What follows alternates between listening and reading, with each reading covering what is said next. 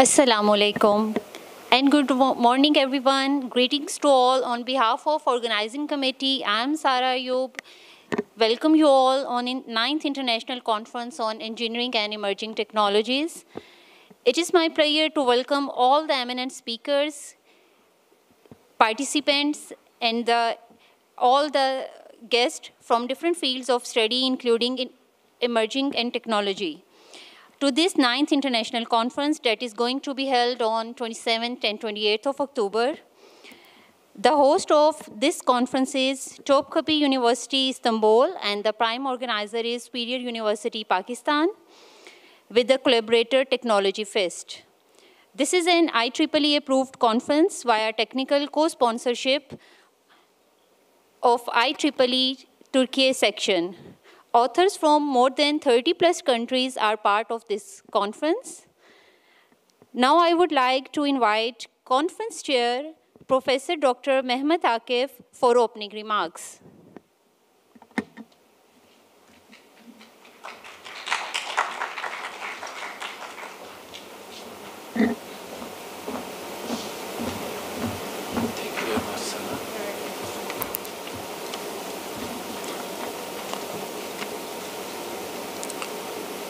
The distinguished guests and participants, good morning and a very warm welcome to Istanbul. Welcome to our university and welcome to the 9th International Conference on Engineering and Emerging Technologies, being organized by the Superior University Pakistan and Istanbul Topkapı University together. The aim of the conference is to bring together scientists, engineers, experts, and academics from around the world in order to share and present their ideas and scientific information on all topics related to the electrical, communications, and computer engineering and technologies.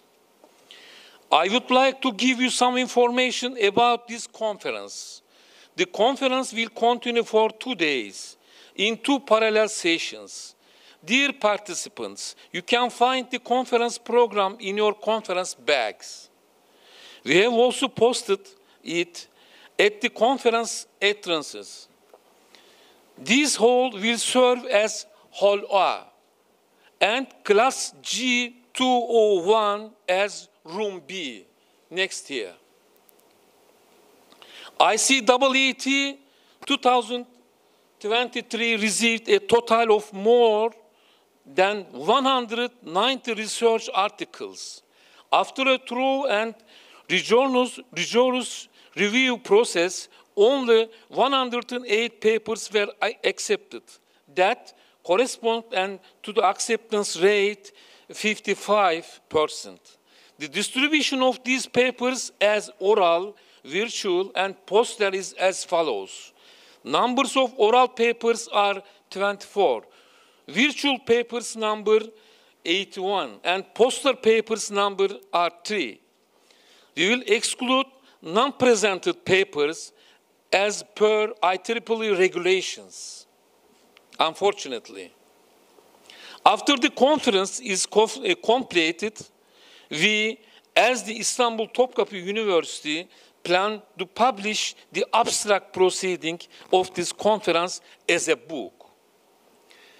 We are hopeful that the proceeding will provide a good platform for sharing the results, ideas, and technical information of research and development efforts at both national and international level.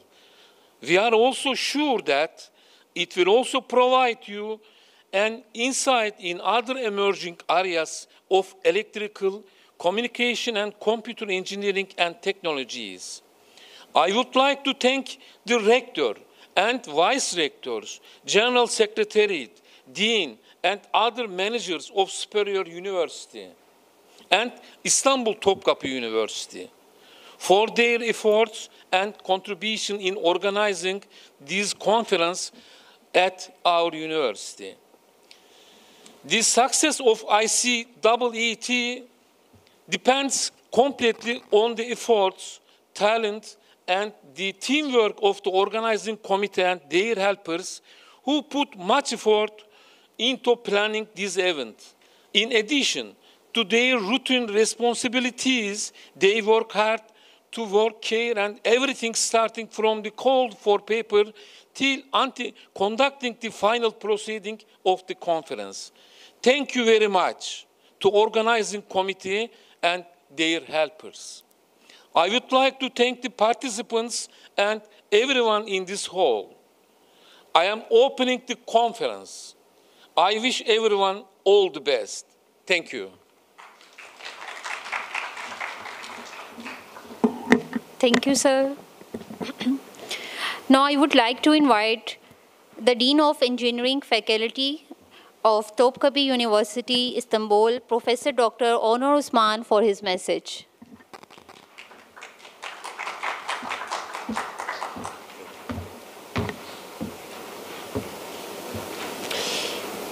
Ladies and gentlemen, esteemed guests, researchers, and students, as Istanbul Topkapı University, we are very pleased to be one of the organizers of this conference with Superior University, and also very pleased to host you in Topkapı University and Istanbul. The conference covers many exciting topics under different areas of engineering, electronics, communications,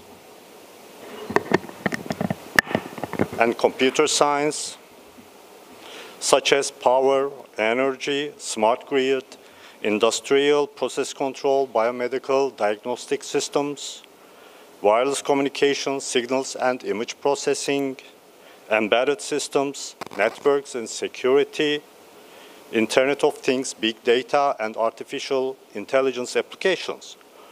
Over the coming days, we will dive deep into discussions on groundbreaking topics, from the latest trends in electrical engineering and computer science.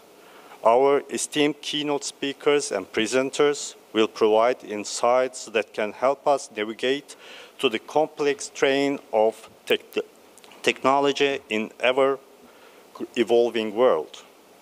I want to express my gratitude to our partner, Superior University, speakers, and the organizing committee for their dedication in making this event possible. Without their unwavering support, we would not have the privilege of coming together with this way. Thank you for being a part of this remarkable conference with us. Thank you.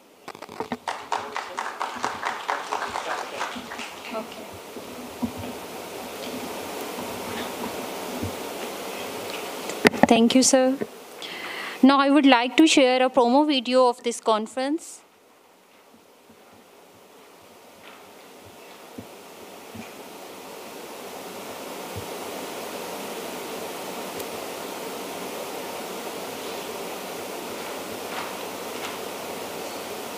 Sound.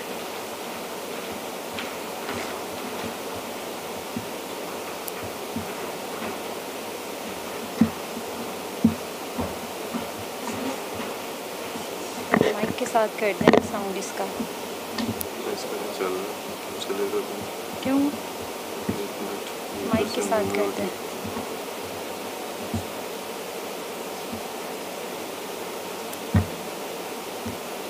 कोई नहीं और website पे post करते हैं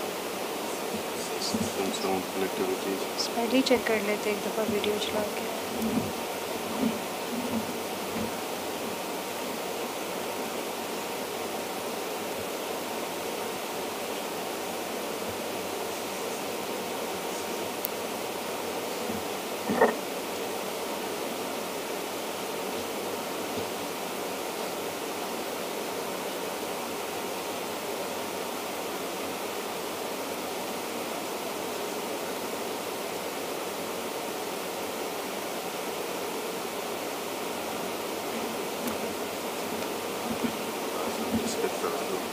उसका भी sound नहीं आएगा निजामुद्दीन स्किप कर दो इनको बुला के पास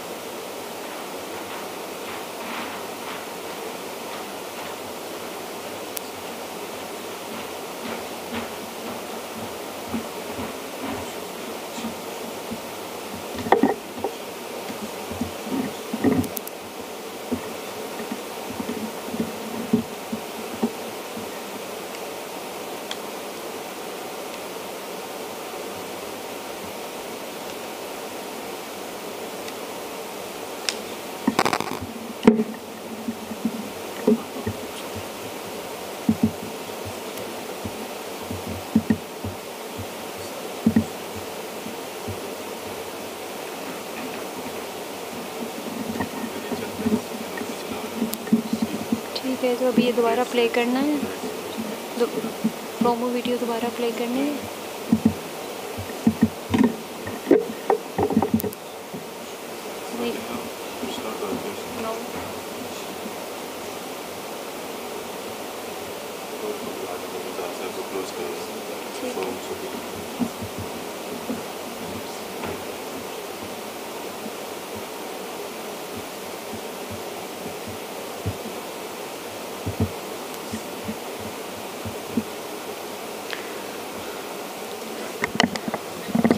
Now I would like to invite Pro-Rector Academics and Director Auric, Professor Dr. Khwaja Shafat Ahmed Bazaz for his speech from Superior University, Pakistan.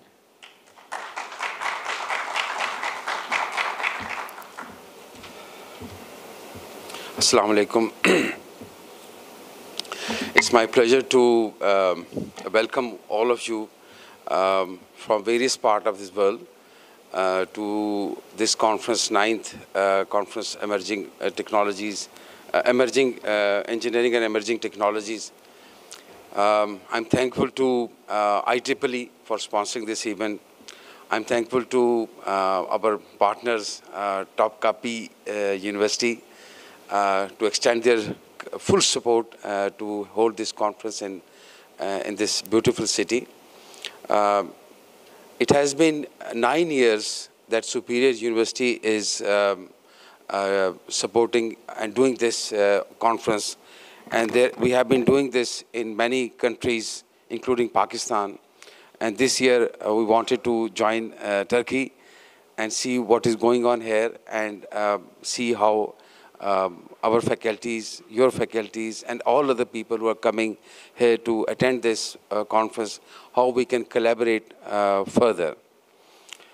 Today, we are celebrating a research week in Superior University, which was started from 21st of October and will end tomorrow.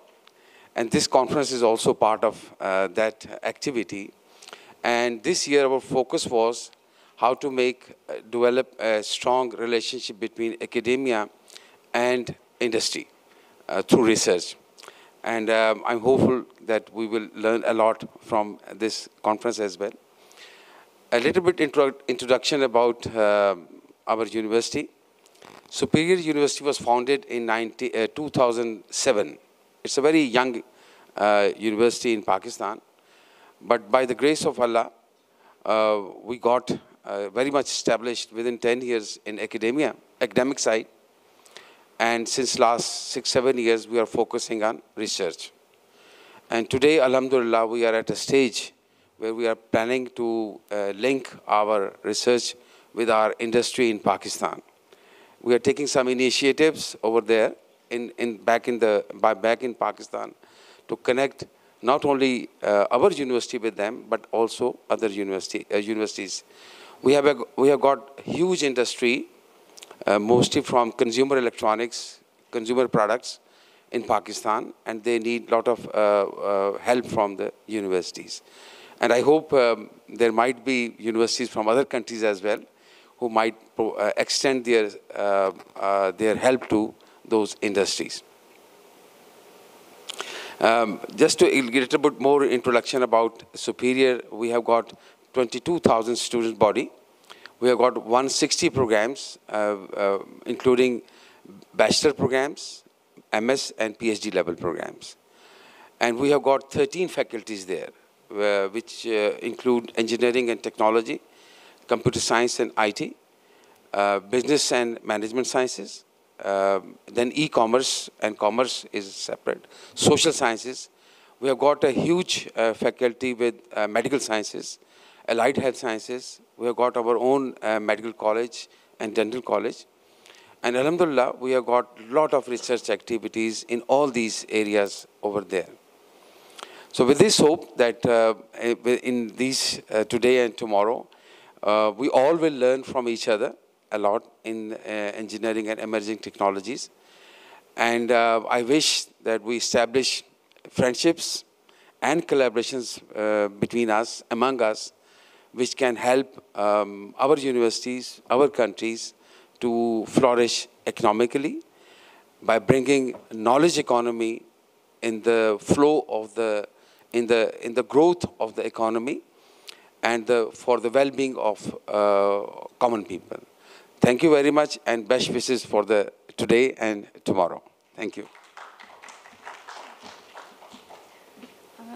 I would request to Professor Dr. Khwaja Shafat Ahmed to please stay on stage for present the shields to our members from Istanbul University, Topkapı University, please.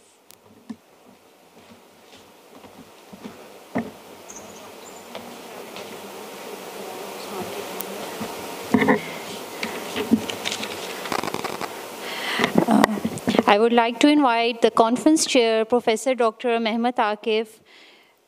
Please come on stage.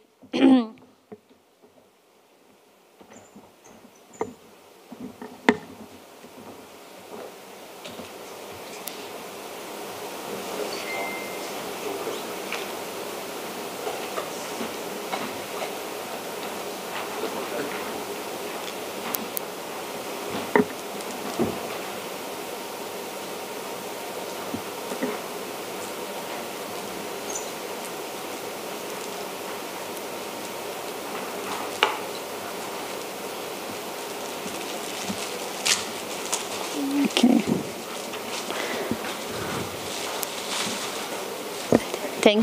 Thank you, sir.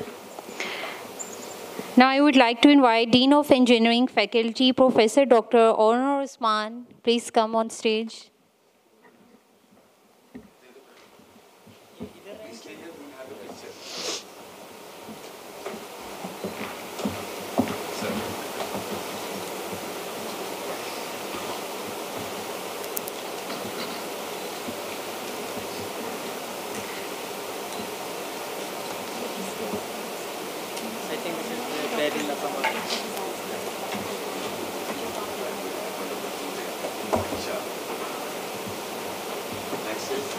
Next.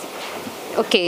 Now I would like to request Professor Dr. Mehmet that please present the shields to Dr. Shafat Bazaz.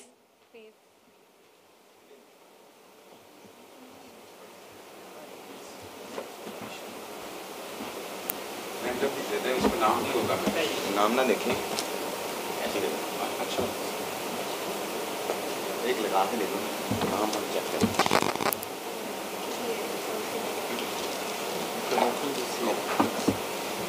नाम ना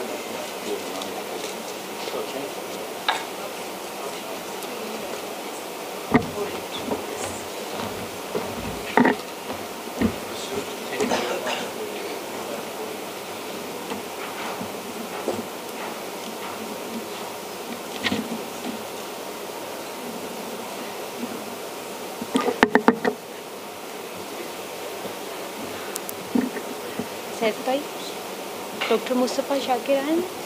Okay. Now I would like to invite Dr. Mustafa Shakir from Superior University, Pakistan.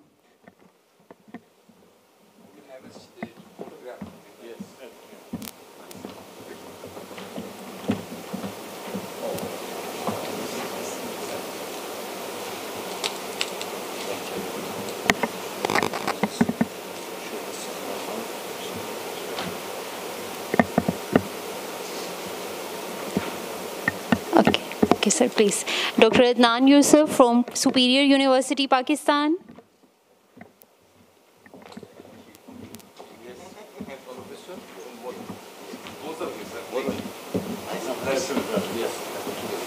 Adnan is the main person who is organizing most of the things. Let's appreciate his efforts.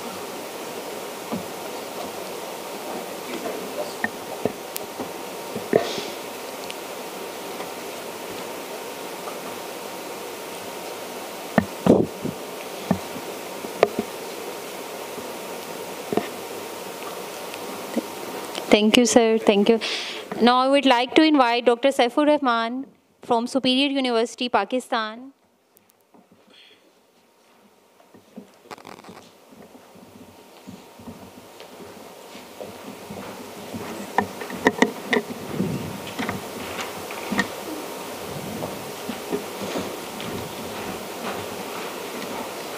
For a group photo के लिए invitation. Okay. Thank you, sir. Thank you.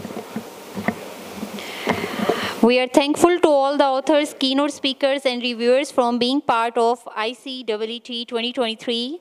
We are going to start our parallel sessions. I would request two participants to join their respective rooms. Wish you good luck and have a nice day. And here we are going to start our first keynote talk. Dr. Dogo Kagdas from Altinbas University. Please come.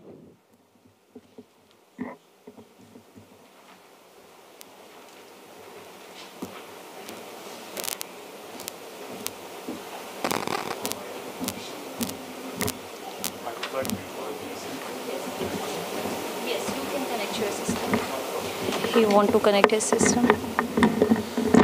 Yes, please.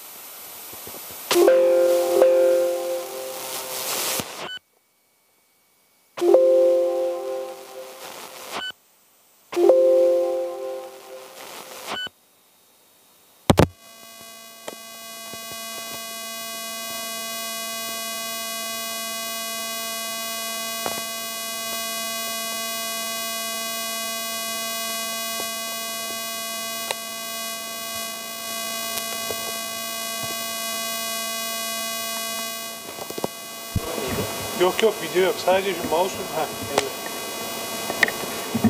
İstersen direkt yayınlayalım ekranı daha rahat. Şey yapacağım ya, orada notlarım var. Notlarıma bakmam lazım. Şey oluyor, ayrı ayrı oluyor. Yani değil mi bunların içindeyse? Şöyle bir kısmını halledeceğiz. Laptopa koyduk değil mi notlarımız? Evet. Direkt dosya açabilir misin? Şöyle yapacağım, bir dakika. Tamam.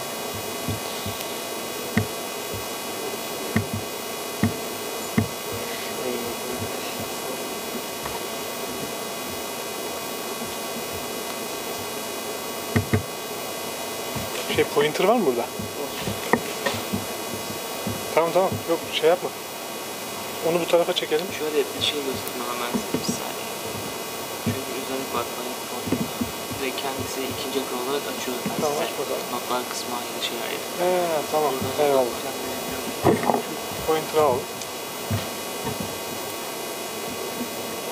Şurada. Şey var mı?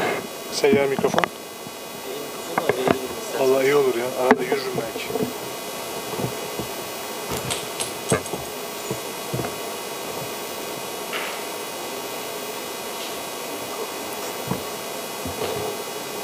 Nice. Oh, you were on your computer? Yeah, it's my computer, but if you want, I can share after the speech. Okay. Ses. Ses.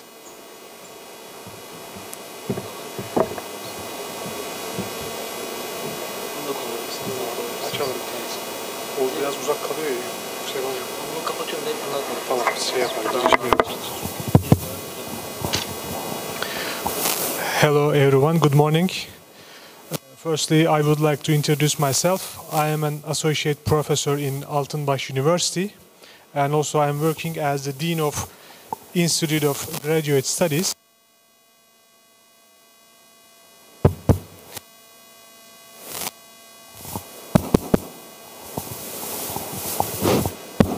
Ses.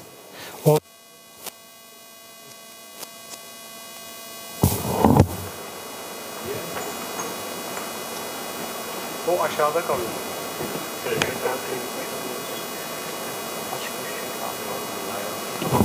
Alacağım ben.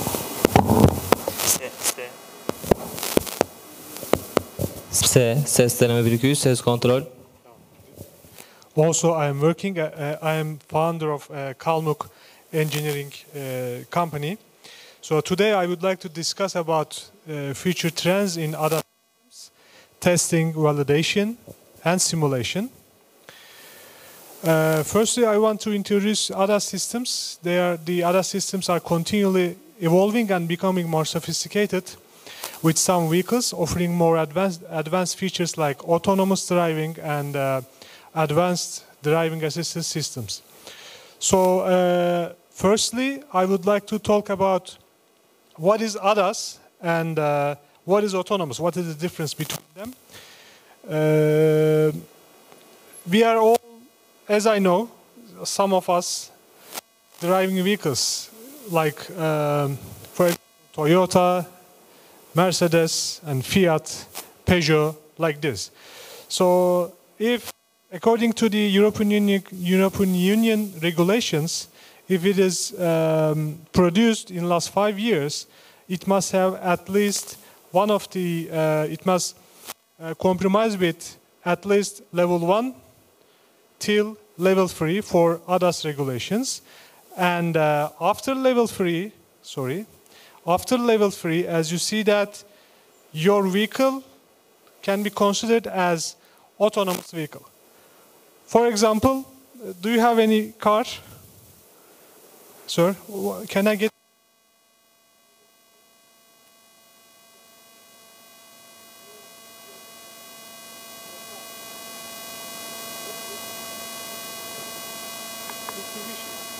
So, do you know that, does it have any specifications about ADAS? For example, adaptive cruise control or cruise control. Yes, it is one kind of, in fact, ADAS regulation. So, if you consider, for example, adaptive cruise control, its main duty is avoid collision or mitigate the impact of the collision. So it can be considered as level 1. Can I get another body here has a vehicle which includes ADAS level 1 or level 2? For example, do you have your car has radar or lidar in front of the bumper? Did you ever check it? Or blind spot warning? On vehicles, maybe you can see that on the mirrors of the vehicles, you can see a blinking orange color. So it is blind spot emergency point. And when a car approaches from side, it alerts you, and you get clear of your left or right side to avoid an accident. It is something like that.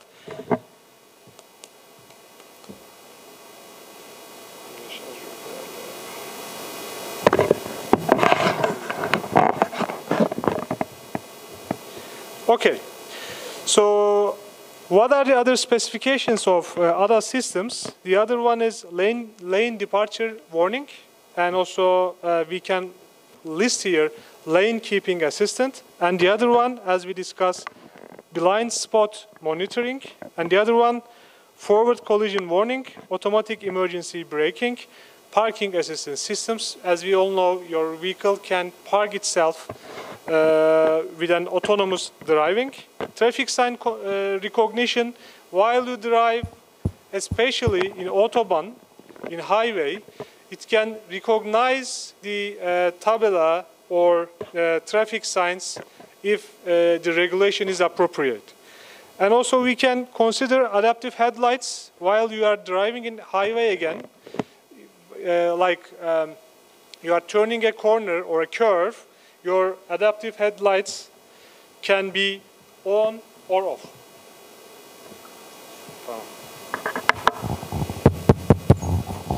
What else? We can consider driving monitoring systems as another spec of ADAS configuration, pedestrian detection, cross-traffic alert, traffic jam assist, and rear view cameras. So how we can montage or install this kind of stuff on a vehicle? Park assist must be in front and rear, bumpers, and radar and lidar systems must surround the vehicle. Also, adaptive cruise control and adaptive headlights must be again in front of the vehicle. So here, blind spot monitoring system must be installed on side mirrors of the vehicle, etc.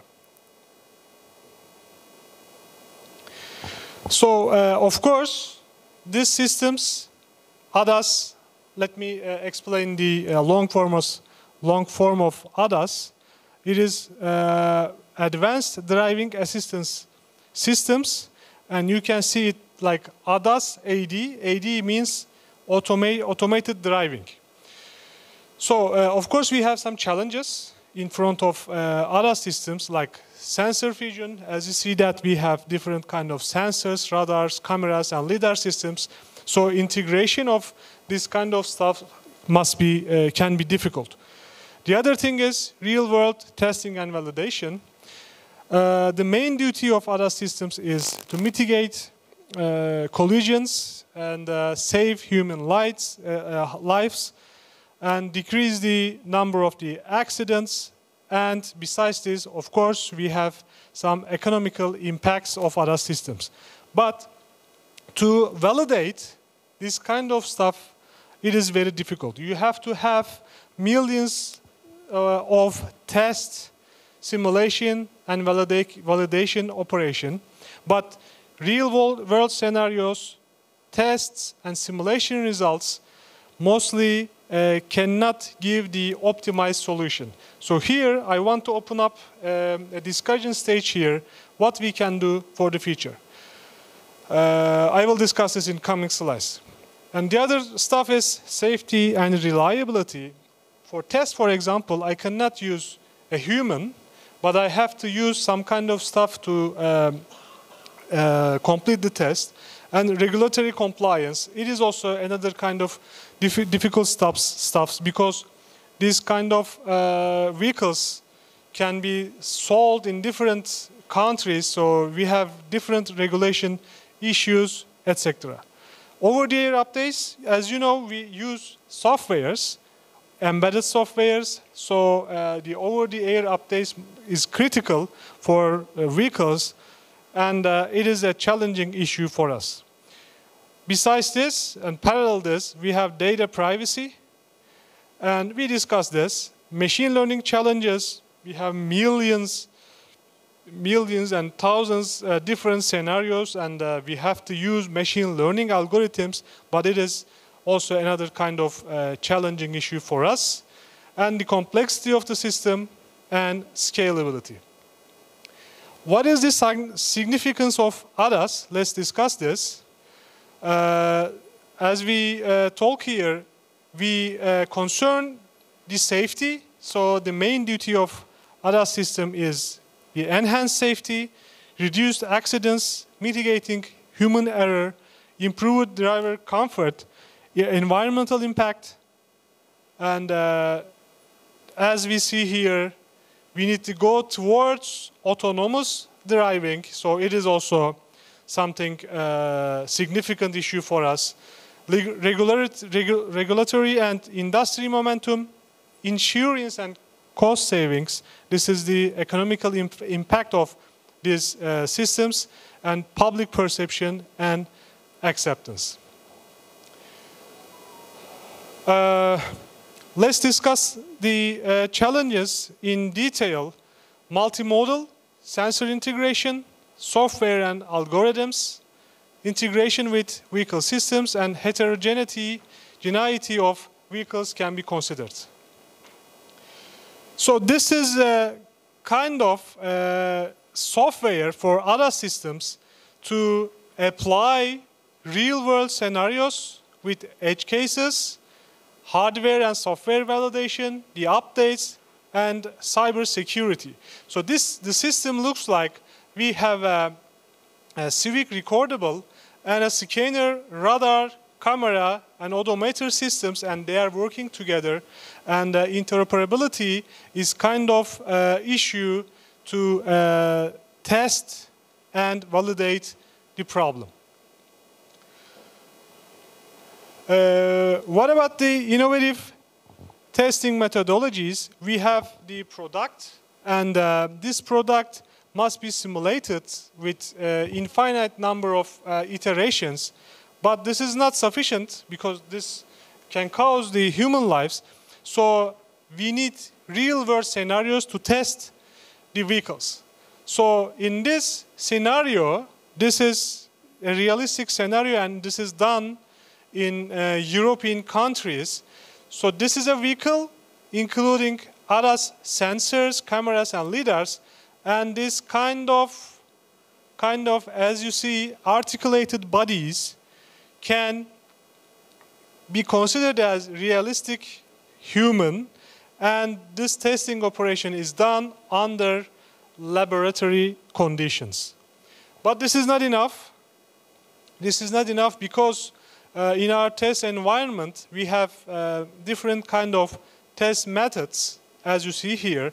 And this test environment must include MIL, model in the loop, and hardware in the loop, vehicle in the loop, and driver in the loop, and finally, the completed product in the loop.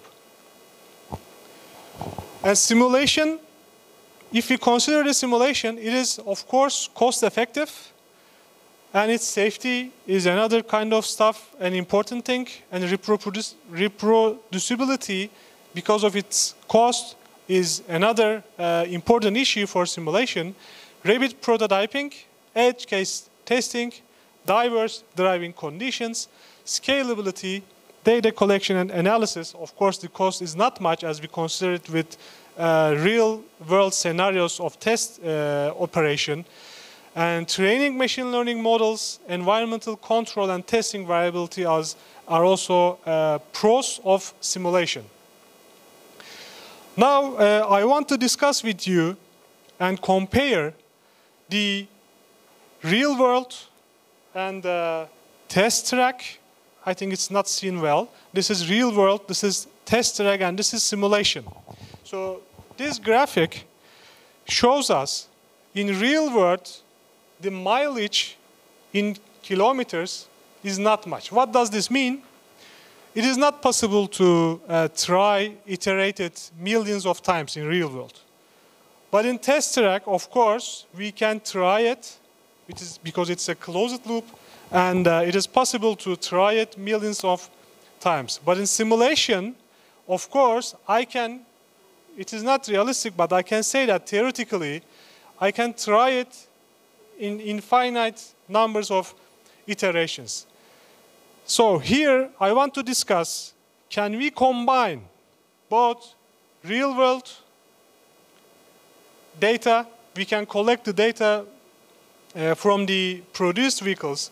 Also, of course, we can collect the data from the test track, which includes real-world scenarios, realistic scenarios, and the simulation, I can adopt any kind of scenarios without any concern. So can I get the optimized system and get the result that I want to see and analyze it? Do you have any, I don't know, any of you have any experience about this, but if you have any idea, I want to listen up and open the discussion stage here. if you have for this? How can I combine real-world scenario, real-world testing track, and simulation? If any of you are interested for this, can I get it again?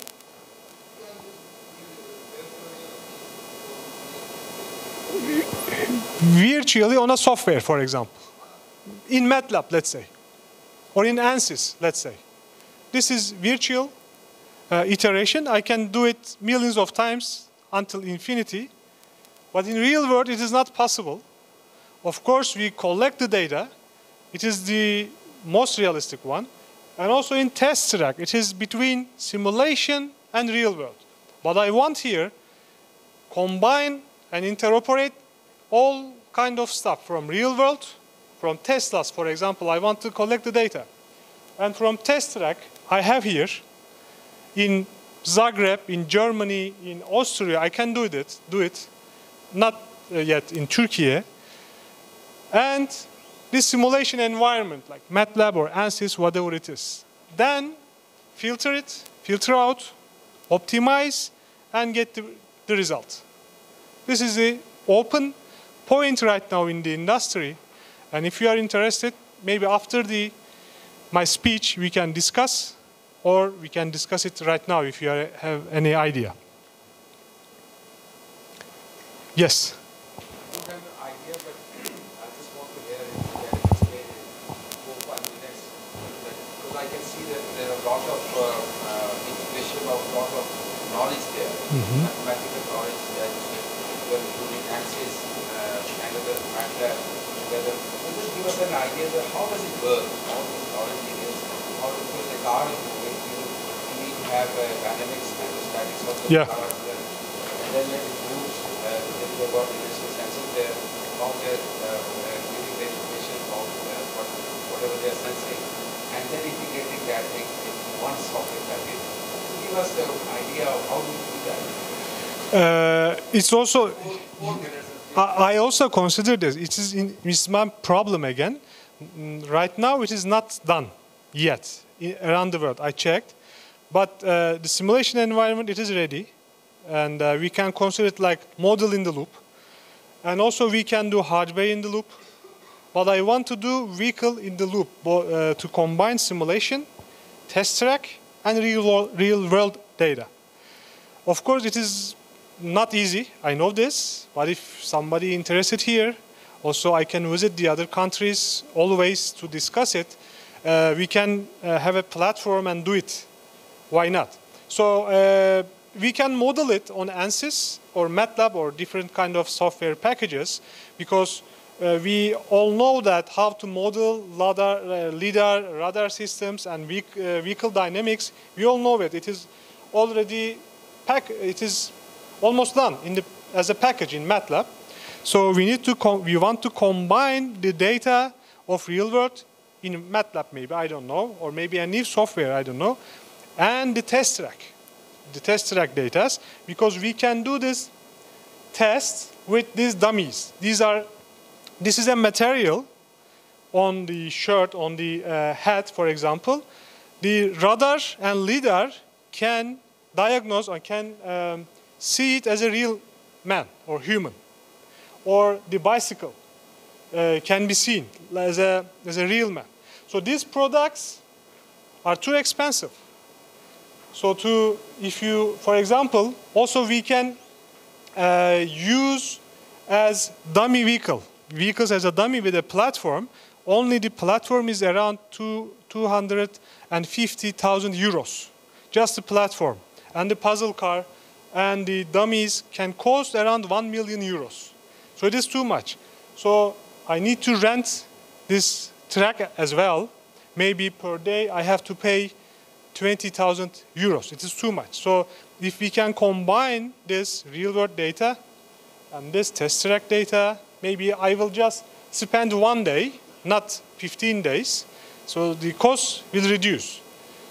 I'm following this, okay?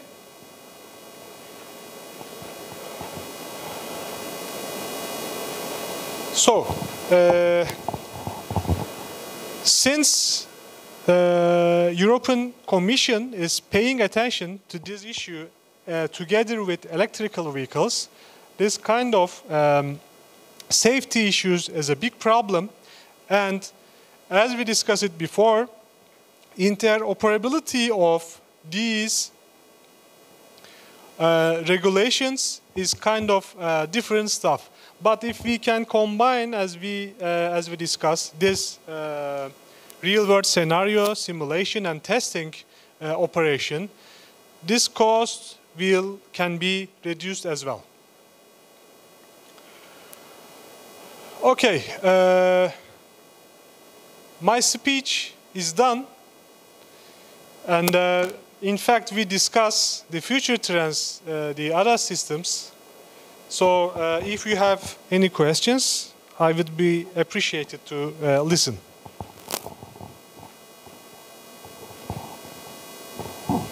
Okay, thank you so much.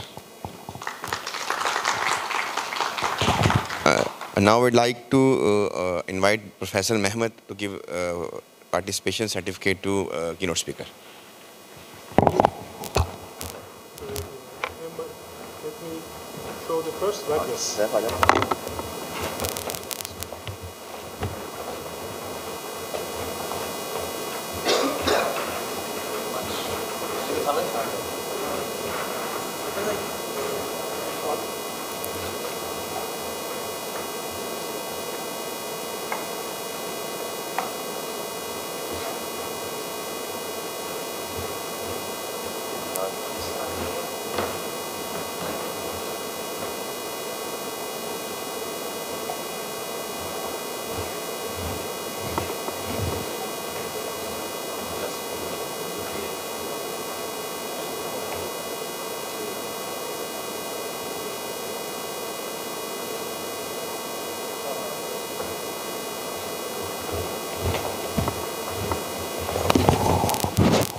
Now we will proceed to our parallel sessions. Those having parallel session in second B slot, they can go to room 201 in the neighbor, and we will start the one parallel session here. Thank you very much.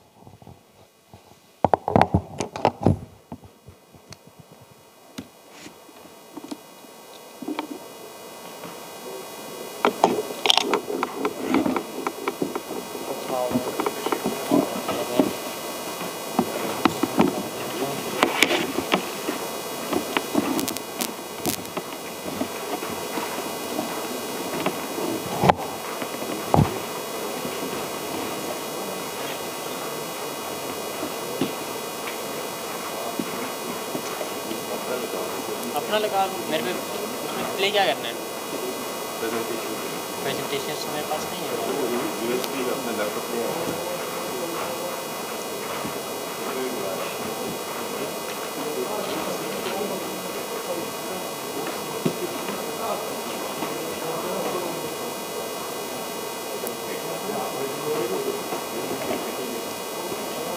Doctor साहब ये लगा रहे थे करना चाहता मैं relax होंगे तो सही है आप रखिए फिलहाल यहीं पे रखिए बैकअप के तौर पर इधर ना रखिए मुझे ले जाना पड़ेगा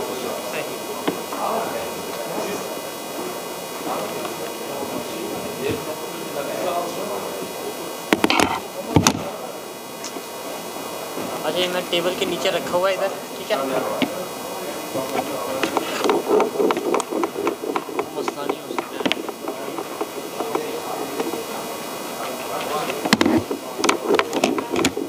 ये पेन आप क्या wireless presenter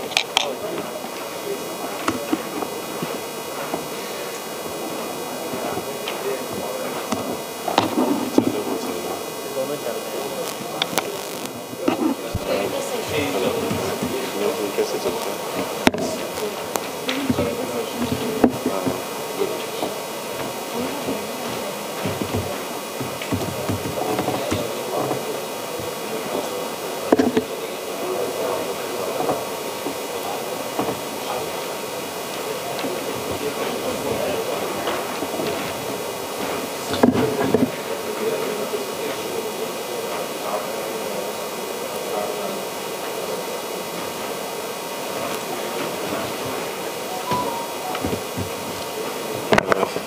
Hello everyone. Now we will start our parallel session 1.8. The session title is AI, Neural Networks, Robotics and Automations. There are 4 presentations. May I ask, do we have paper ID 67? Paper ID 67. So the name of presenter is Benalia Nadia, and the title of her paper is Comparison between GA and PSO Optimized PID and PSS for SM IB System. Do you have a pen drive?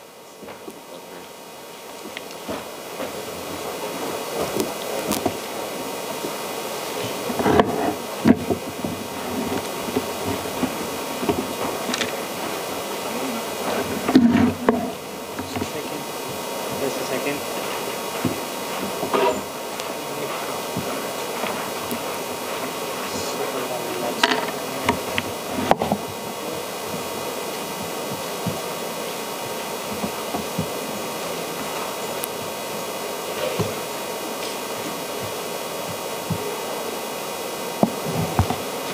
خلاص.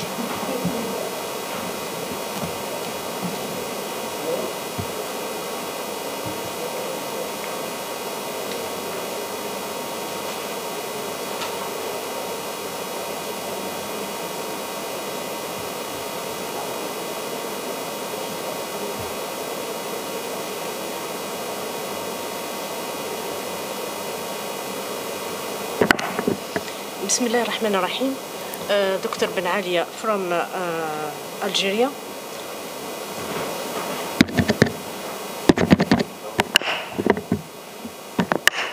Assalamu alaikum. Dr. Benalia from Algeria. Please close the microphone. بسم الله الرحمن الرحيم. Dr. Benalia from Algeria. My paper is titled Comparison between Genetic Algorithm and PSO, Optimized PID and PSS for Single Machine Infinite Busbar System.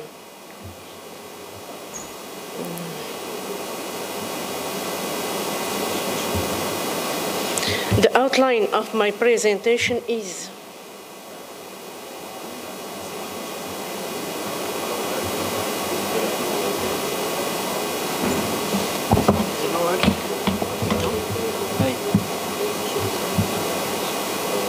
okay.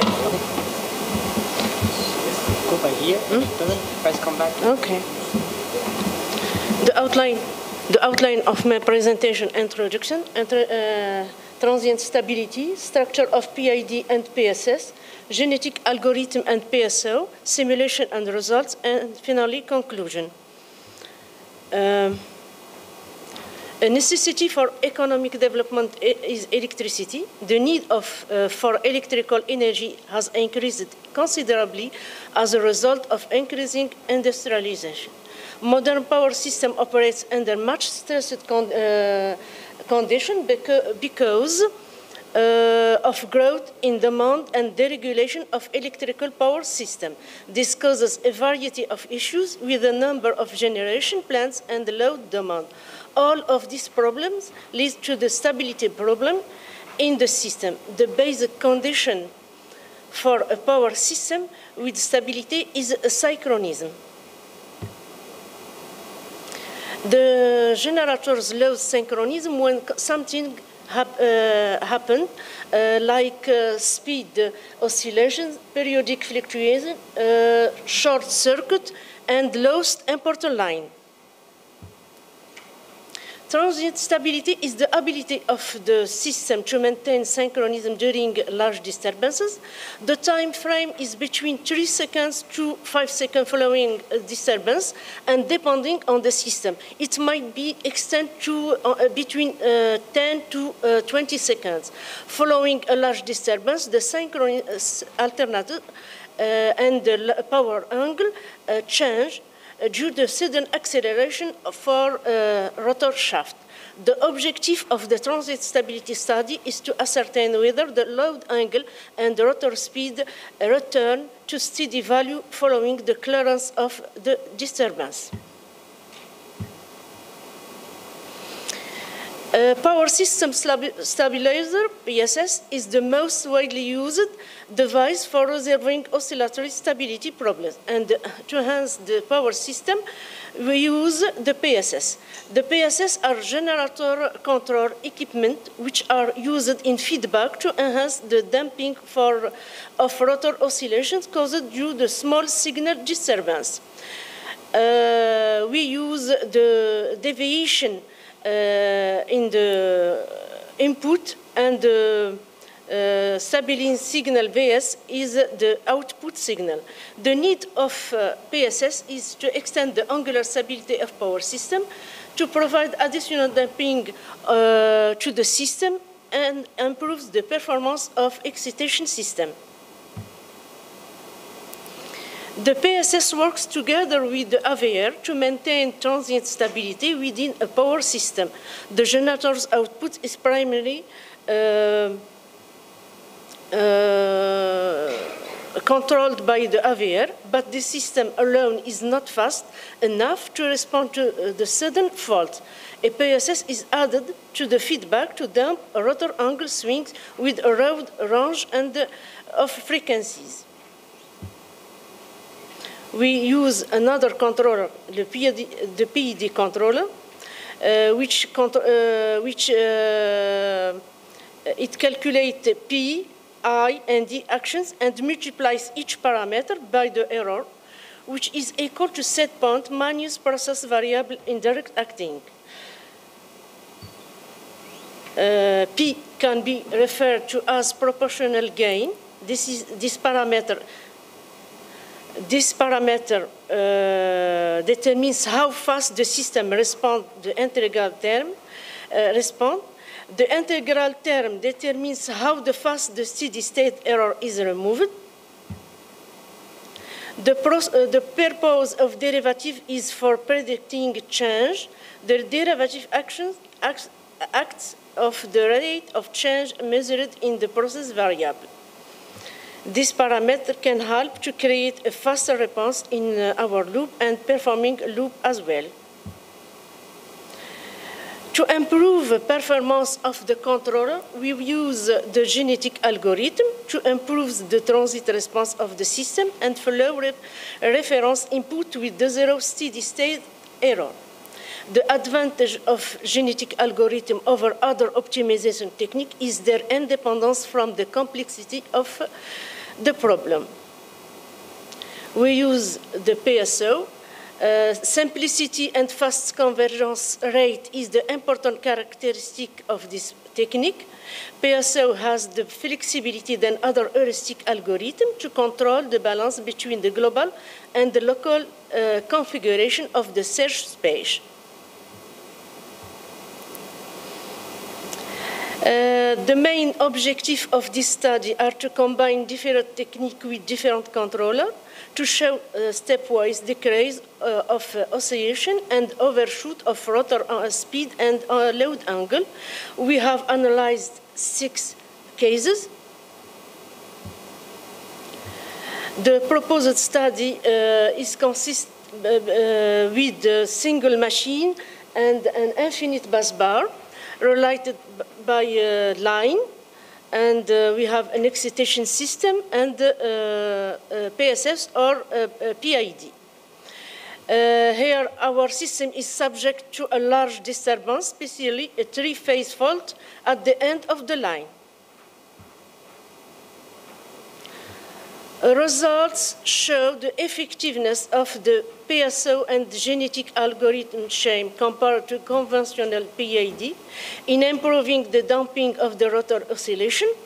The effect of the 2 algorithms on the PID is almost similar, except the PSO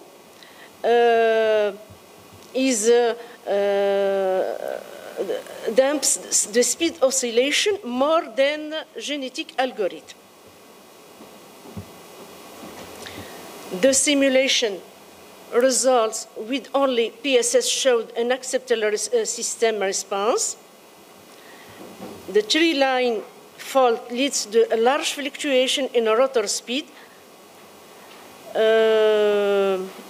Maintaining that rotor stability in it's the high priority.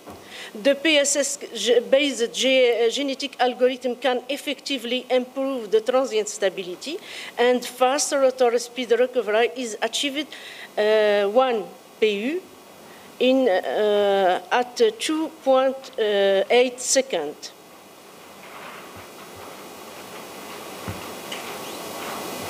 Each controller reacts differently depending on the algorithm and depending on the rotor speed or load angle.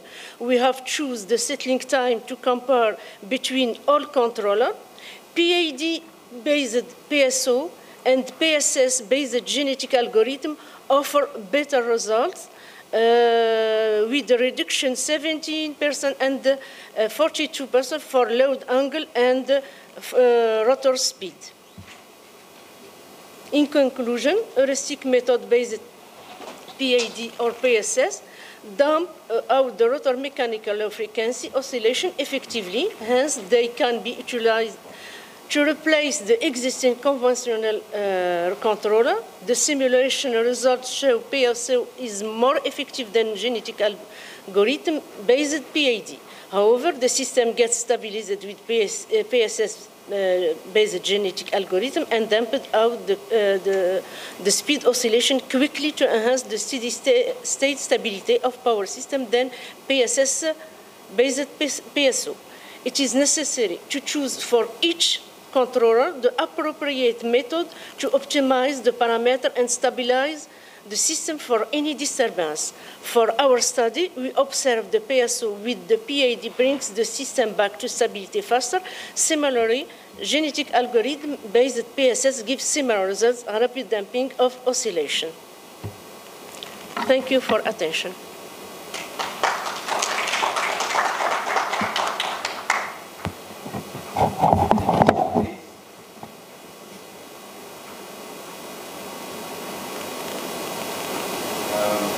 We don't have any question. Thank you very much, Madam. Thank you. Nadia. Thank you. Thank you.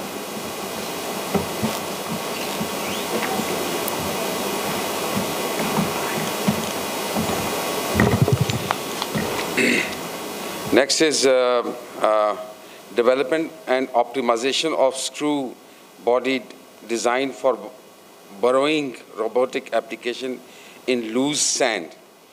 This paper is being presented by Raid Al-Ahmadi, Charles Sexton, and Muhammad Said. And today the presenter will be Raid Al-Ahmadi. Sorry. Please join us.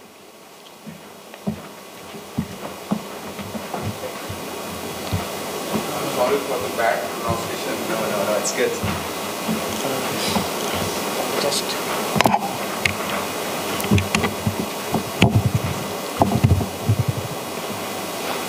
هذا؟ Yes. Good picture. All right.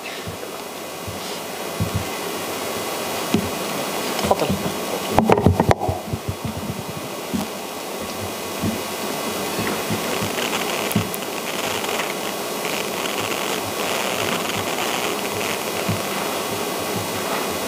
Assalamu alaikum and good morning, everyone.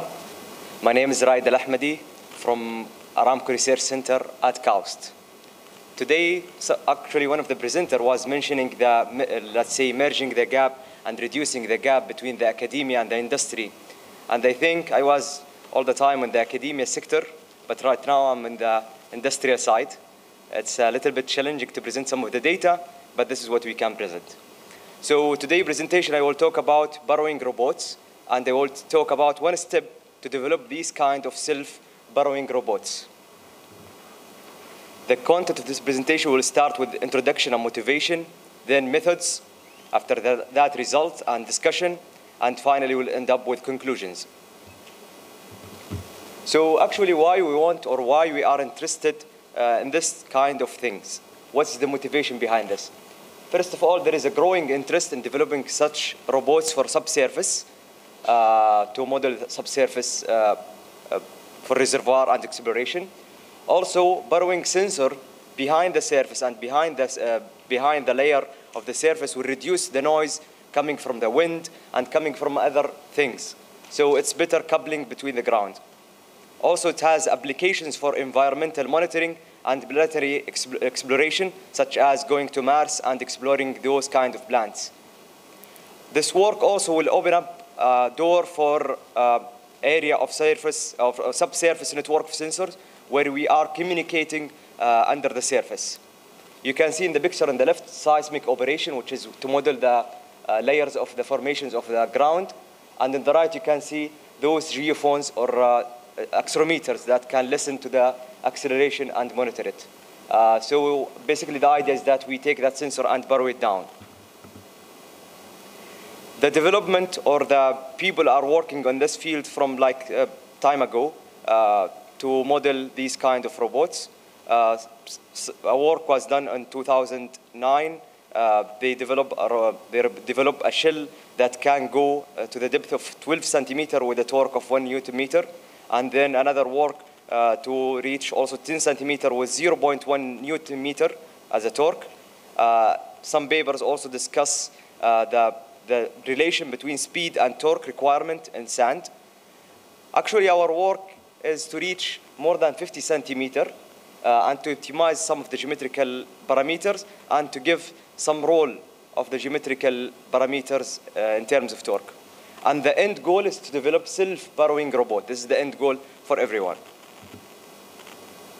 For our method in our research work, or on this research work, we change or we tune the parameters of diameter, of the height of the body, and also the pitch size or the thread angle. You can see the shell on the right side, and you see the parameters annotated in that schematic. For us to test that one, we did like simple test just to get some idea, preliminary results. We used a T-slotted beam, aluminum beam, with 3D printed shells with a torque wrench, and we went through 2 individuals to a place where we have sand dunes, loose sand dunes, and we did this measurement. There, for sure, there is a lot of errors and potential source of errors, especially this is our first test in this area. One of them is the potential human error, as we are human and we are doing the test by our hands. So there may be some errors coming from this thing. And also there is error coming from the different locations. We are also all of the experiment doing it in the loose sand, but from spot to spot, for sure there is some differences in the compactness of the sand. Also there is some error related to the equipment, the torque wrench especially with different tests start to be aging. So these some of the potential source errors that we would like to just put it and tell you about it so that you know that our data have some margin of errors. For our result, let's start with varying the shell pitch. The pitch, as we mentioned, the distance between 2 threads. We found that like having less pitch or more threads will give you like will increase the thrust force, and therefore it will take the shell deeper with less torque. You can see from the plot, the base shell can go farther or deeper with less torque. So it can reach more than 60 centimeter with about 12 Newton meter as torque. This is like one of the findings that we found. And also this result agree with the published result in the literature in 2009. The second the second tuning parameter is the shell height. We found that reducing the height reduced the area of contact with the sand. So therefore, the smaller the robotic shell, the less amount of torque is needed. Our concept is based on displacing the sand, not drilling a hole, but it's displacing the sand and swimming in the sand. We found that the half height is the best for our case. It can go deeper in the sand with the minimum torque of around 10 Newton meter. The last parameter is the shell diameter. We found that the smaller the diameter, the less torque is required, and the larger the diameter, the larger the surface area for sure. So therefore, the resistive moment is increased with the larger diameter. So it is not good for our case. So you want to reduce it as much as you can.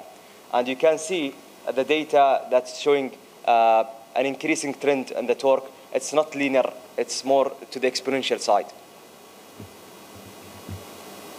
Summary of the optimal design based on the 9 configuration of the 3D printing that we did.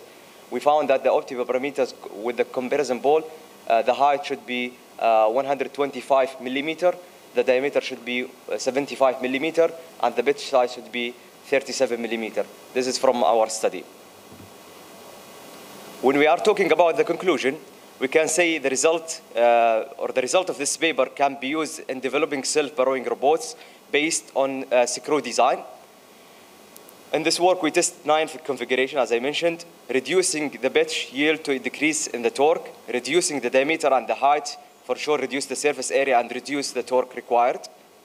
The numerical result for us in Aramco will help us to design the motor size and the control circuit for the self or autonomous robot that we will do at the final product for this project. The future work includes collecting large data set and mathematical modeling of the effect of the design parameter and the torque requirement for different sand grain size as needed to have optimal design. Here are some references that I mentioned during the presentation and more in the actual paper. Thank you, that's all from my side. If you have any question, please go ahead. And if you want to contact me anytime, you have my emails and you can reach out to me. Thank you.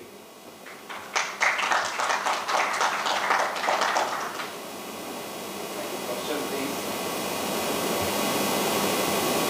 Just one question from my side. Yeah, sure. Just to understand, as you mentioned in the first slide, that this whole work is part of a big work in which you are exploring the things underground. So your drill, you have mentioned this goes for 50 centimeter. You want to go further deep, or it's just initial work which you want to go to 50 centimeter and then you go for the larger depth? Okay, so just to repeat the question, so all the audience hear it. He said is our goal only to reach 50 centimeter or 1 meter, or to go for 1 kilo or 2 kilo as when we are extracting the oil? So our goal is just to go for few centimeter or maybe 1 or 2 meter. Why is that? Because right now we are using geophones or accelerometers. We are placing it in the ground and we are capturing the data. However, if you capture the data in this configuration, you are getting noise because of the wind. Because the wind also vibrates those geophones and cause some noise and cause inaccuracies in the data. So you want to put your sensor or your geophones maybe 50 centimeter or 1 meter behind underneath the surface. That will enhance the data largely. And we have some data regarding that, but unfortunately we cannot put it here. But we did that experiment and we are sure that when we go just 1 meter under the surface, our accuracy of the data that we are capturing about the formations from the surface is much enhanced. Actually, just for your information, we are developing those accelerometers which you are mentioning. Those are called gravimeters. Yeah. They are low G sensor, and today I learned from you that it's better to put them a little bit under the ground rather than putting them on the top. So thank you very much. Any other question from the audience, please? No. With this, thank you very much for your wonderful presentation. Thank you very much, and I'm excited to hear your presentation today in the other room at the end of this session. Thank you very much.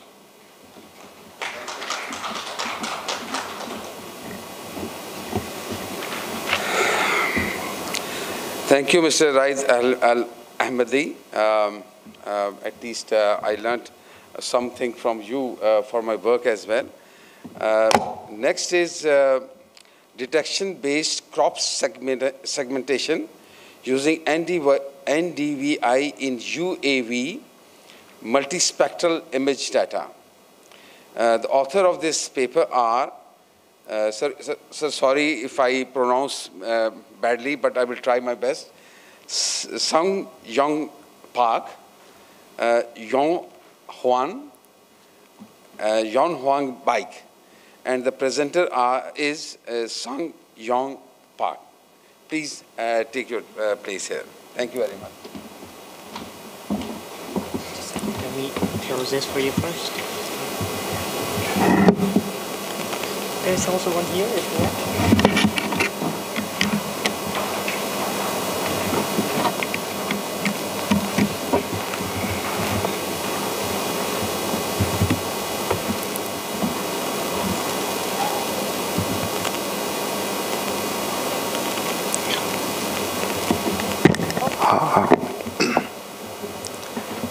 Good morning. My name is Songjun Park from Korea Aerospace University in South Korea. I am presenting on detection-based crop segmentation using NDVI in UAV multispectral image data. I will divide the presentation like this from the introduction to the conclusion.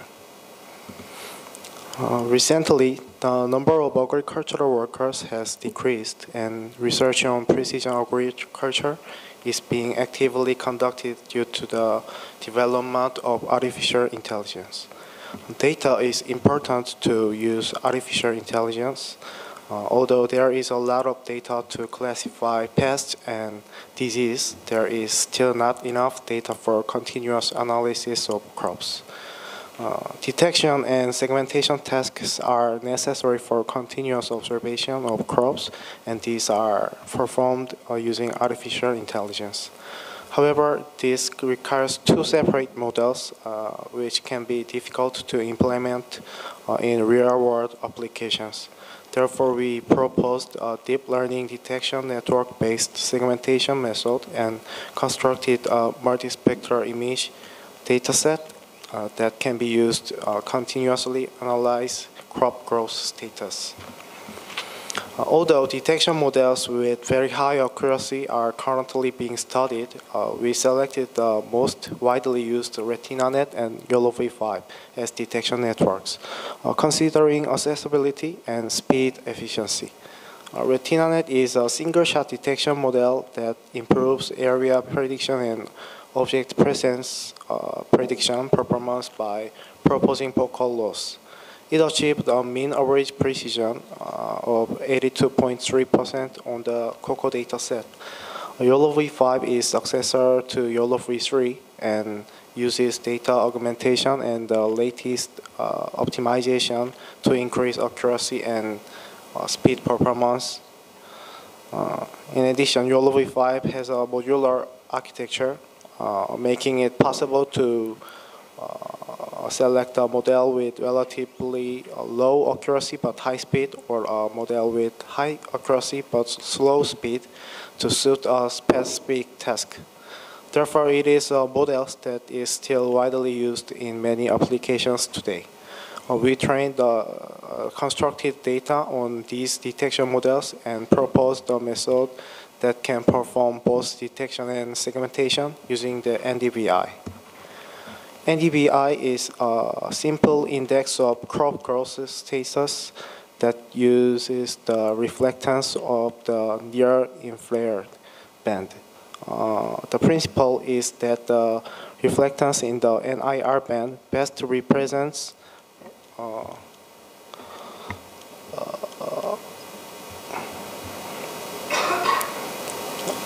the growth state of crops as shown in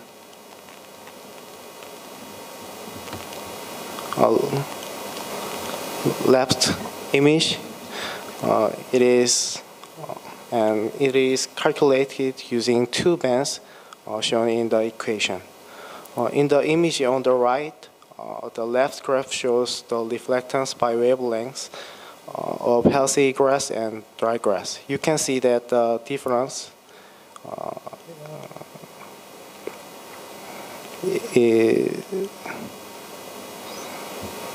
is significant in the NIR band. The graph on the right shows the reflectance by wavelengths for crops with stressed crops and healthy crops. It can be seen that the difference in the NIR band is also noticeable. The index created using these characteristics is the normalized difference vegetation index, or NDVI.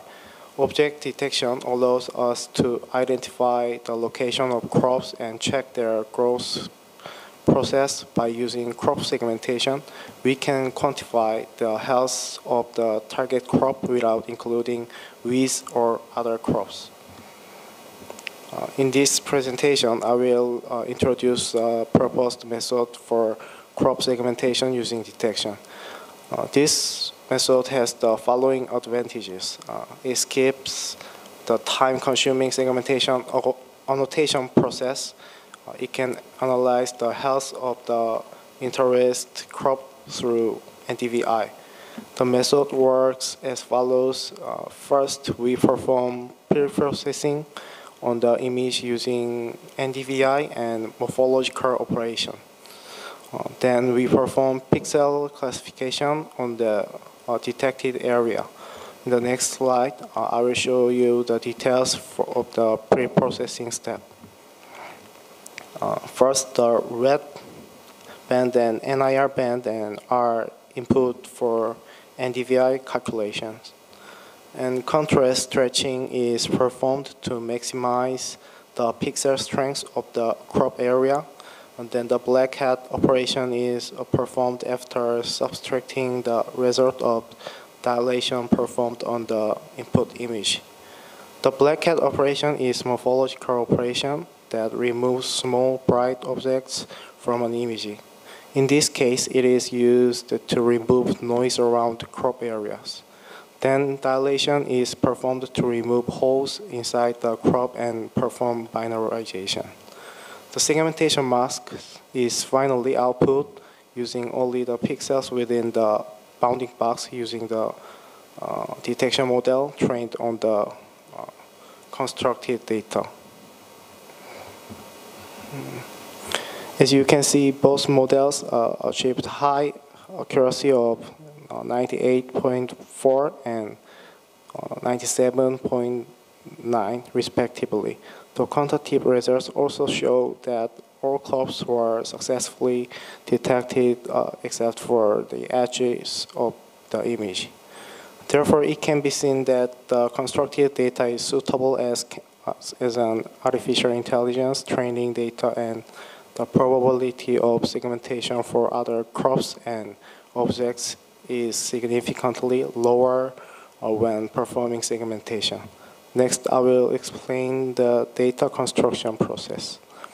First, we constructed data by shooting with a multispectral camera mounted on UAV at a chrysanthemum farm. We shot at an altitude of 16.4 feet and at intervals of 1 to 2 weeks. A total of 6 image bands were saved, and annotations were made using the LabelMe tool. And we used these augmentation during training, and we constructed a total of 5,275 images. This is sample of the constructed data. The image shows the results of detection-based segmentation. It can be seen that the segmentation of the crops is performed with a high accuracy except for some noise. And the table shows the inference time for obtaining the segmentation mask. Compared to using 2 models, the proposed method reduces the inference time by more than half. Considering model loading and memory consumption, the proposed method is simple and efficient. In this study, we propose a method for building a chrysanthemum detection dataset and segmenting crop regions using NDVI. The chrysanthemum detection dataset was validated using YOLO v5 and LatinaNet, and the detection performance achieved average precision 98.4 and 97.9% respectively. The crop region segmentation method uses NDVI and a detection model to extract crop regions and can be accurately segmented using bounding boxes. In the future work, we plan to build time series data for each crop using bounding boxes. We also plan to design an end-to-end model that can predict crop health and yield by inputting time series data into a transformer structure. Thank you.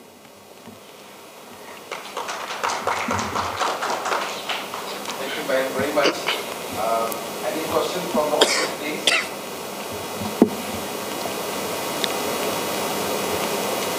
It's a wonderful work. Controlling the crops from air is a wonderful thing. And thank you very much. Yeah, thank you. That's what it is about. Yeah. Please, madam. You have to speak a little bit loud. Yeah. For the installation of the central flower design, have you tested your various stages of disappearance, like the green one, the yellow one, or the last stage before it died? Hi. Hello. So I would like to repeat the question. So just to understand the paper, so have you tested your model to determine the various stages of chrysanthemum, at least two, maybe healthy and not healthy chrysanthemum? Or you only have one sample of data? I test, we constructed data, so ULV5 and RetinaNet is already tested many open data sets, so we can't, I think we need to test other data set, so only test constructed data, custom data. Any other question? Thank you. Thank you very much for your great presentation.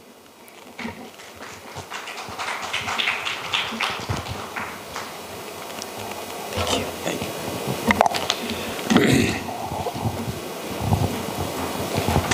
you. Next presentation is, the topic is, paper title is Capturing Optimum Result of the Hopfield Neural Network for Linear and Quadratic Programming. And the presenter is Samak Dilshadpur. I think you're from Iran? Yeah.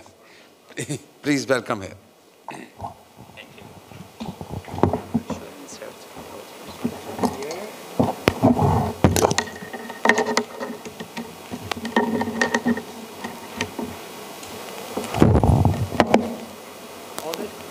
Seems all good. Let me just open it to make sure that all is good.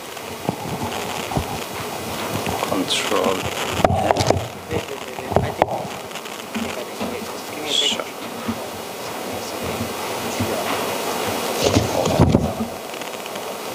Is it PDF? Don't you have it? It is, I have it in the other way as well. Give me that a second. You have it in Excel? Yeah, I have it in, not Excel, in PowerPoint. Just give me a second. Yeah, it's this one.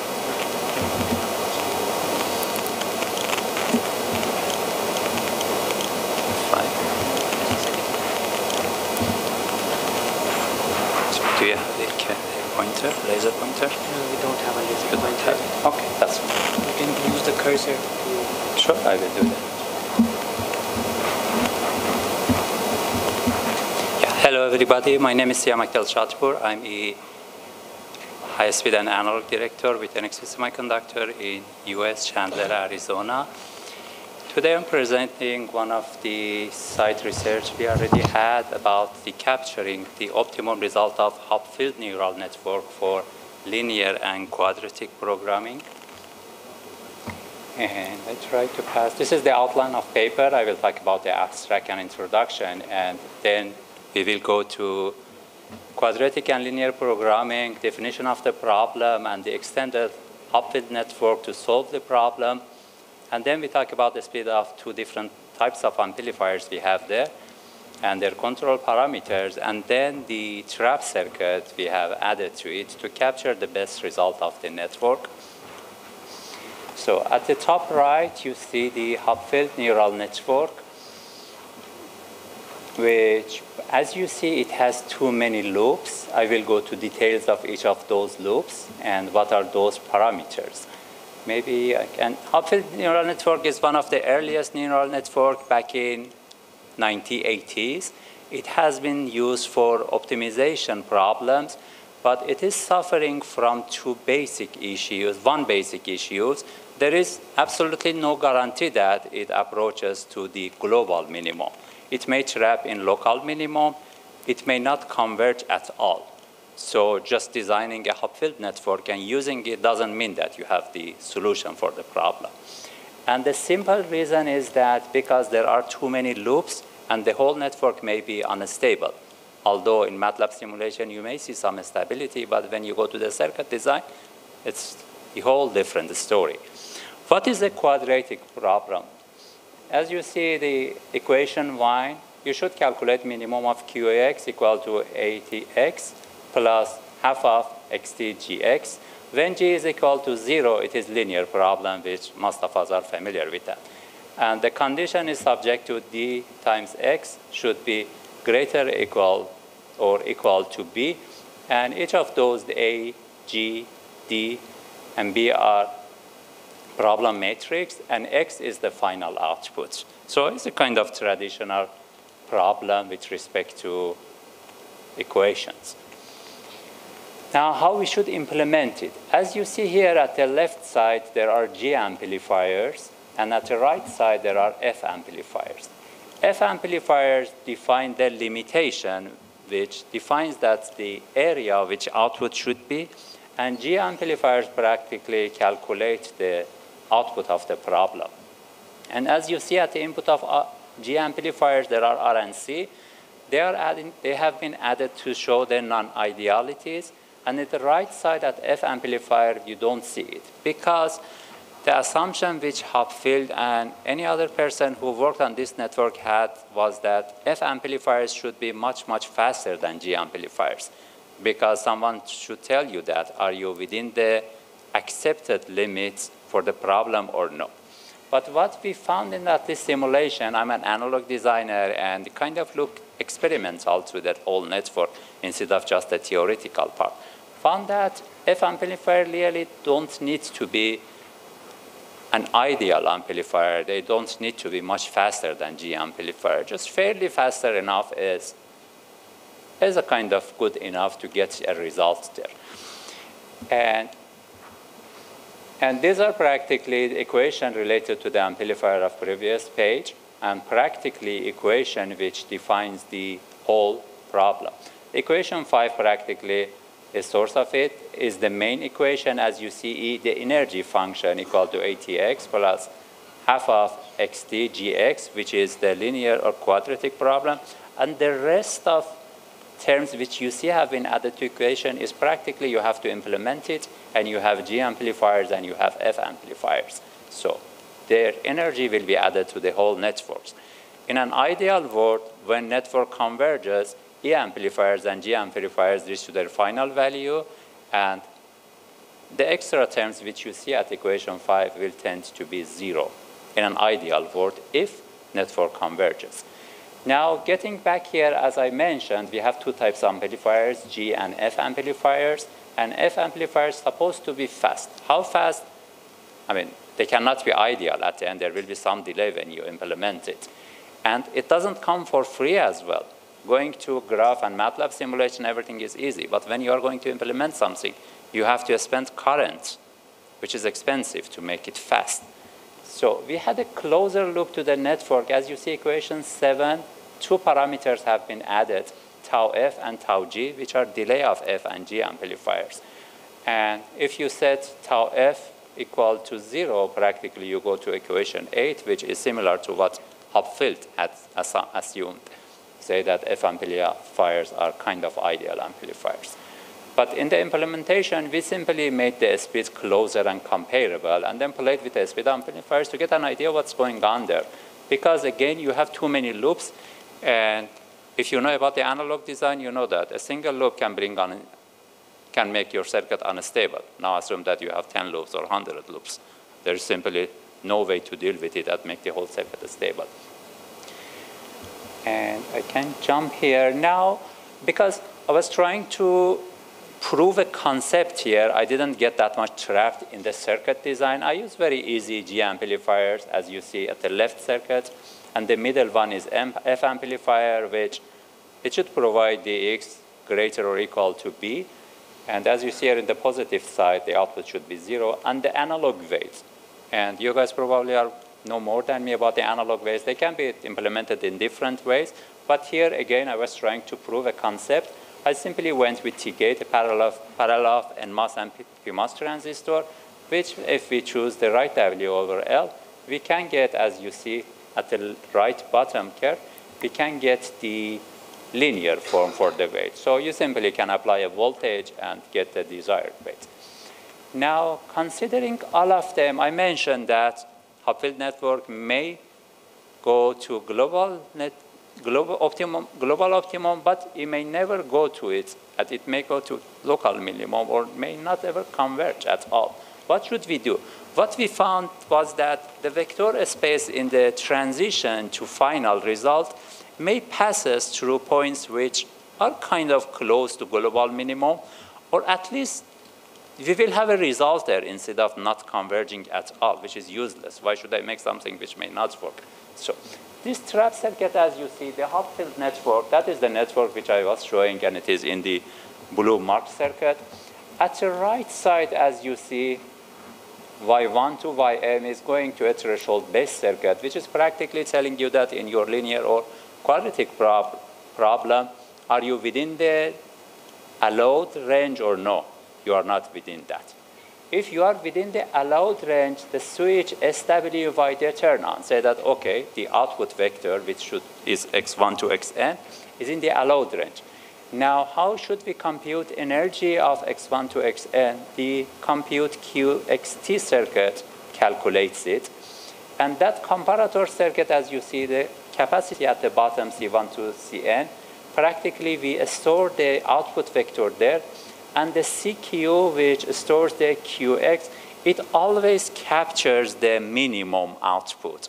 Doesn't matter, it is local minimum, it is global minimum, or it is just relatively the lowest point which your output vector brings your QX function. The compute circuit should be fast, so in the design, we better use the current mode circuits for it. And then the output will be captured at the output CQ, QT will be captured at the CQ capacitor, and the output vector will be captured at the C1 to Cn capacitor. So output passes through output vector passes through the space, and wherever we have minimum, it gets captured. And even if the minimum is the real global minimum, so no-brainer, it will be captured too. This addition to the Hopfield network captures whatever is the minimum. And you can do this in the iteration form if you don't get the desired circuit, the desired output. So, and this is the QXT calculation circuit. As you see, it is a kind of analog multipliers and analog summers. They add the result, and this part should be pretty fast because this is core of the trap circuit we have added. The QX function will be calculated quickly, and based on that, the output will be captured in the capacitor. The capacitor I mentioned, this is just I use capacitor as analog memory, but again, this is a proof of concept. We can use any kind of more advanced. We can use very fast D2A. We can digitize it and store A to D. We can digitize it and store in digital memory, which nowadays is pretty cheap. And just to show this proof of concept, I prefer to use a linear programming and the same problem which Hopfield has used, because I wanted to compare what I have with his original publication. It's old, but it still has room to work, simply because circuit by nature is unstable. And as you see here, the SWY is the output when it is high. It shows that we are within the region. the output goes from X1, X2. It passes the frame, which you see here, SW1 is 1, SWY is 1. That is the time frame which we have to capture the output. So during that time frame, whatever the minimum output is will be captured as I had shown in C1 to Cn capacitor. And this is a kind of shows the summary here. You see here, the output is being captured here. And the final output, which I have here, is very close to global minimum for this. It's very close. It wasn't exactly that because the scaling I have here, practically I didn't zoom in because it was not going to help that much. But this shows the proof of concept. Now, the good thing about this method is that because the whole network, we have a few parameters we can play it, including gain of G and F amplifiers, delay of G and F amplifiers, and the initial condition of the analog circuits which we have. So we can repeat this multiple times. I don't have an answer how many times. We simply can change with a few parameters of the circuit, but the trap circuit will not change. For example, you change initial condition, repeat this 1, 2, 3, 4, 10 times, and each time you capture the lowest output. It can be global minimum, for sure it will not be less than the global minimum, or one of the very good local minimum. And again, the whole purpose was that have something instead of just not converging as have a useless network. So conclusion, Hopfield neural network, as I mentioned, has the basic issue that it may not converge at all, or it may converge to local minimum. With the presented circuit, the trap circuit I presented here, if we iterate the network a few times, most probably, again I say most probably, there is no guarantee, we will capture the real global minimum, and then we can use the output for the problem. And I'm done. Thank you for listening.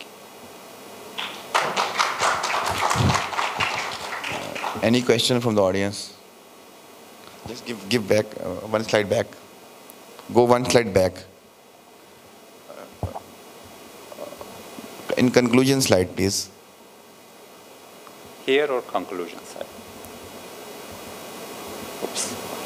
Yes, have you measured how much difference if you make some, if you are making assumptions and you are making it probable, what is the difference, fairly optimal result, and what is the difference in percentage? Have you measured this? Yeah, I did it actually. Practically the simulation which I showed, maybe I should get back to simulation. Optimum value and exact value. What is the difference? What is the, how much percentage is the optimum value, for example, for this problem is 0.5. 0.5. X1 and X2 should be 0.5, yeah. And what I captured was like 0.49 something, very close to that, very, very close. And it may an error of 1 to 2%. Yeah, can you give the exact percentage? Yeah, exactly. And on purpose, I did this, as you see here, because of too many loops, I said that making the circle that large, making a stable, it has a bunch of issues. Even in MATLAB, when I ran report the same issue. The output passes 2 points which are very close to global minimum, but again, they go to somewhere else. Okay. This is natural. It goes there, it cannot convert, it goes somewhere else. And the whole strength of this paper, this idea is that, okay, you go wherever you want, you are very close to the optimum, but you are looking, I capture it. Okay. As I mentioned, we can repeat it. Maybe instead of 0.495, at the first iteration, you captured 0.2, 0.3.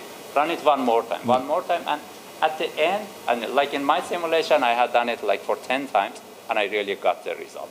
And on purpose, I showed one of the worst things here. Okay, thank you very much.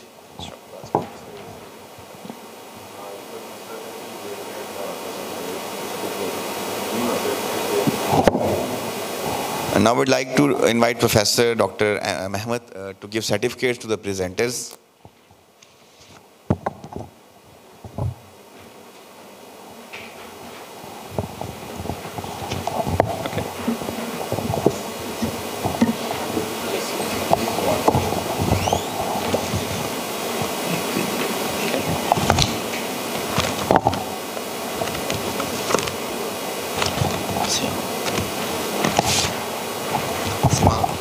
Please.